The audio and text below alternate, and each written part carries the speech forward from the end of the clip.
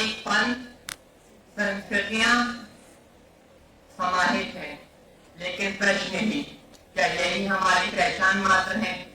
महात्मा गांधी जी कहा करते थे, हमारी विविधता हमारी कमजोरी नहीं, हमारी सबसे बड़ी शक्ति है। लेकिन दुर्भाग्य से कई बार गंदी राजनीति और संकीर्ण सोच हमें जाति और धर्म के आधार पर बांटने की कोशिश करते हैं। कोई 80 बनाम 20 की बात करता है तो कोई जाति के सहारे अपनी राजनीति चलाता है। लेकिन हमें इस विकृत मानसिकता को न सिर्फ चुनौती देनी है, बल्कि एक साथ होकर प्रयास करना है। बाबा साहब कहा करते थे, स्वतंत्रता तभी सुरक्षित है जब समानता और भाईचारा में संस्कृति का हिस्सा बने। साथियों, हमारे सामाजिक मुद्दों का हमारे राजनीति में क्या प्रभाव पड़ता है? आजकल पंथनिरपेक्षता, जो कि संविधान की प्रस्तावना से लेकर संविधान के ग्रंथ में निहित है, जैसे शब्दों पर लोग नाराज नजर आते हैं। लेकिन क्या ये सही है?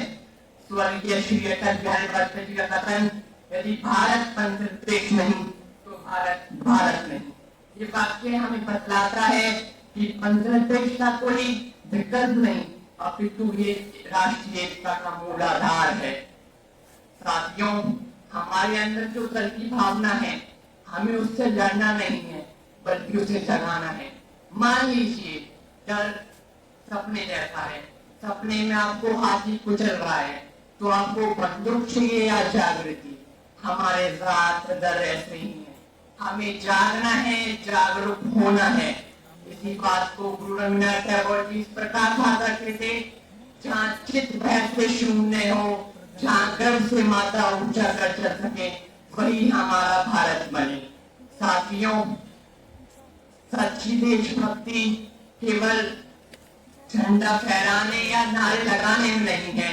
सच्ची देशभक्ति है सामाजिक भेदभाव मिटाना, सत्ता से सवाल करना और लोकतंत्र को जीवित रखना। स्वस्थ लोकतंत्र का अर्थ केवल सरकार चुनने तक सीमित नहीं होना चाहिए, अपितु एक स्वस्थ एक सशक्त विपक्ष का होना भी उतना ही आवश्यक है। आइए हम सब मिलकर ये संकल्प लेते हैं कि हम सबसे पहले भारतीय हैं और हमारी पहचान जाति, भाषा, संस्कृति से परे है। जय भारत, जय हिंद, सत्यम जयते।